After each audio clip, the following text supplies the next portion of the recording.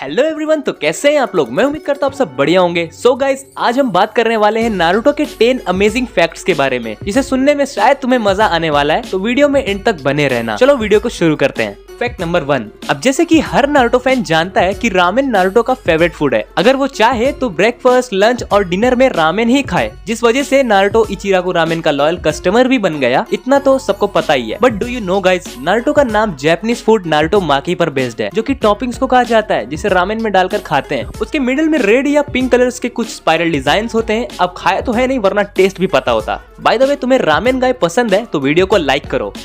Fact number 2। Japanese version में Naruto को series में 2 वॉइस एक्टर्स ने आवाज दी है। एक जुंको तकेयुची, आई होप प्रोनाउंसिएशन ठीक हो, जिन्होंने बहुत सारी सीरीज में कई मेल कैरेक्टर्स को अपनी आवाज दी है, जैसे कि 1999 में आई हुई हंटर एक्स हंटर के मेन कैरेक्टर गॉन फ्रीज को। उसी तरह पूरी सीरीज में Naruto, Naruto Shippuden and Boruto में भी जुंको तकेयुची ने ही नारुतो को अपनी आवाज दी है। सोचने वाली बात है, जब सारी सीरीज में इन्होंने ही आवाज दी है तो दूसरे वॉइस एक्टर की क्या जरूरत थी। देखो, जरूरत थी। नारुतो को एक और वॉइस एक्टर ने आवाज दी है, एमा कोगुरे, जिन्होंने नारुतो के सेक्सी जुत्सु वाले वर्जन को आवाज दी है। Fact number 3। नारुतो जब होकागे बना तो वो खुद को ऑरेंज होकागे के नाम से बताता है, तो फैंस को लगा नारुतो ऑरेंज कपड़े पहनता है, इसलिए वो खुद का नाम ऑरेंज होकागे कह रहा है। बट फैक्ट ये है कि नारुतो अपने पेरेंट्स को ऑरेंज कलर से रिप्रेजेंट कर रहा है, उजुमाकी क्लैन एंड कुशिना उजुमाकी को, जिनके हेयर का कलर रेड होता है। और मिनाटो की बात करें तो मिनाटो के फैमिली बैकग्राउंड के बारे में कुछ भी कंफर्म पता नहीं है, लेकिन मिनाटो का हेयर ब्लॉन्ड है, कुशिना का रेड कलर और मिनाटो का blonde yellow colour is equals to orange होता है। अब जिसने अपने जीवन में थोड़ी बहुत कलाकृति की है, उन्हें पता होगा कि ऑरेंज कलर इस तरह से बन सकता है। वेल, ये रीजन है नारुतो को खुद को ऑरेंज होकागे बुलाने का। Next point. Fact number 4। पता है गाइस, नारुतो का उसके पेरेंट्स से मिलने वाले एपिसोड्स कभी नहीं बनते अगर ये नहीं होता तो। नारुतो के राइटर मसाशी किशिमोतो ने अपने राइटिंग के प्रोसेस के दौरान लोगों को बताया कि उनका डिसीजन पहले ऐसा था कि नारुतो अपने पेरेंट्स को कभी नहीं जान पाए ताकि वो अलग रहे। बट जब मसाशी किशिमोतो खुद एक पिता बने, तब उनका डिसीजन बदल गया। किशिमोतो के अपने बच्चे के साथ रिश्ते के वजह से उन्होंने डिसाइड किया कि नारुतो भी अपने माता पिता के साथ रिश्ता रखे। फिर वो नारुतो को मिनाटो और कुशिना से मिलाने के तरीके के बारे में सोचने लगे कि किस तरह से नारुतो को उसकी फैमिली से मिलाया जाए। कई मैटर्स में नारुतो को उसके पेरेंट्स से मिलाने के लिए टाइम ट्रेवल कराने का सोचा गया था, फिर बाद में चक्रा का सपोर्ट लिया गया। वेल, अगर ऐसा दिखाया जाता तो स्टोरी आज थोड़ी अलग होती और मेरी राय में चीजें थोड़ी कॉम्प्लिकेटेड होती, पर मजा नेक्स्ट लेवल का होता। Fact number 5। जापान में एक थियरी है, कहा जाता है कि ह्यूमन का ब्लड टाइप उसकी पर्सनैलिटी को इंडिकेट कर सकता है, यानी कि इंसान के ब्लड टाइप से उसकी पर्सनैलिटी कैसी है बताया जा सकता है। अब इसमें कितनी सच्चाई है वो तो पता नहीं, पर उसी तरह नारुतो के डाटा बुक में भी कैरेक्टर्स को लेकर ये थियरी चिपकाई गई है। नारुतो डाटा बुक के अकॉर्डिंग नारुतो का ब्लड टाइप बी है, जिसकी पर्सनैलिटी इररिस्पॉन्सिबल, इम्पेशेंस और सेल्फिश होते हैं। और जिनका ब्लड टाइप बी होता है वो पैशनेट, क्रिएटिव और फ्रेंडली भी हो सकते हैं। सीरीज की स्टार्टिंग में नारुतो में पहली 3 पर्सनैलिटी लोगों के द्वारा देखी गई थी, जबकि बाद वाले का एग्जाम्पल नारुतो के कई हीरोइक और अचीवमेंट्स के बाद दिखना शुरू हुआ था। इंटरेस्टिंग। खैर, आगे बढ़ते हैं। Fact number 6।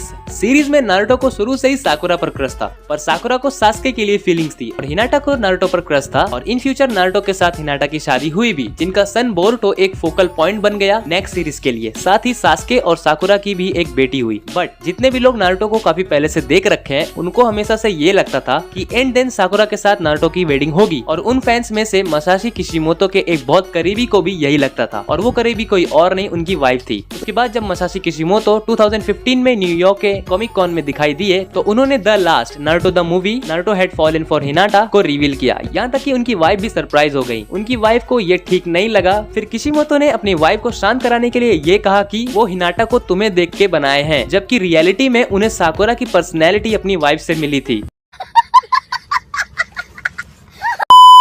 सही है भाई, #Kishimoto. Fact number 7। Do you know guys, Naruto जो गोगल्स अपने फोरहेड पर पहनता था, उसे बनाने में बहुत वक्त लगता था। देखो, जब नारुतो की मांगा फर्स्ट टाइम रिलीज हुई थी तो लोगों को नारुतो का डिजाइन काफी पसंद आया था, ऑरेंज आउटफिट एंड फोरहेड पर एक goggles. But as you know, वो गॉगल्स ज्यादा लंबे टाइम तक नहीं टिकी। एक बार नारुतो को अपना लीफ हेडबैंड मिल जाने के बाद उसने गॉगल्स हटा दिया था, क्योंकि उसे अपना न्यू स्टेटस शो ऑफ करना था। लेकिन सिर्फ यही रीजन नहीं था नारुतो के गॉगल्स हटाने के पीछे। यस, बिल्कुल, मसाशी किशिमोतो को नारुतो के वो गॉगल्स बनाने में बहुत वक्त लग जाते थे, और गॉगल्स हटाने से किशिमोतो को अपने मांगा पेजों को बनाते वक्त उनका समय बचता था। फैक्ट नंबर 8, शुरू में तो नारुतो सास्के के बहुत नीचे था। इस वजह से नारुतो सास्के को अपना राइवल बचपन में ही बना लेता है और सास्के भी विलेज छोड़ने से पहले खुद भी नारुतो को अपना सच्चा राइवल मान चुका था। किशिमोटो को हमेशा से पता था कि नारुतो अपने रियल क्लाइमेक्स पर पहुंचेगा। जब सास्के ने नारुतो को अपने बराबर का समझा, फिर दोनों के बीच फाइट देखने को मिली। हालांकि सास्के जानता था कि नारुतो यही चाहता है। किशिमोटो ने इंटरव्यू में एक्सेप्ट किया कि नारुतो इस बात को लेकर कभी परेशान नहीं था कि वो वहाँ तक कैसे पहुँचेगा। उन्होंने इस प्रोसेस को थोड़ा थोड़ा करके पूरा किया जब तक कि ये तय नहीं हो गया कि दोनों दुश्मन के रूप में लड़ेंगे या दोस्त के रूप में। बट एंड देन वो खुद को भाई भाई मानने लगे। फैक्ट नंबर 9, नारुतो का मोस्ट पॉपुलर वर्ड दत्तेबयो, जो कि हर नारुतो देखने वाले ने नोटिस किया होगा अगर सीरीज जैपनीज में देखा होगा तो, जो कि नारुतो का एक बोलने का स्टाइल है और इस वर्ड को इंग्लिश डब में बिलीव इट बोला गया है। हालांकि फैक्ट ये है, दत्तेबयो वर्ड का कोई करेक्ट ट्रांसलेशन नहीं है। नारुतो का अपना एक अलग अंदाज बनाने के लिए नारुतो के क्रिएटर इसे किसी जैपनीज वर्ड से लिए हैं, वैसे ही जैसे किलर बी का रैपिंग एक स्टाइल है खुद को शो करने का।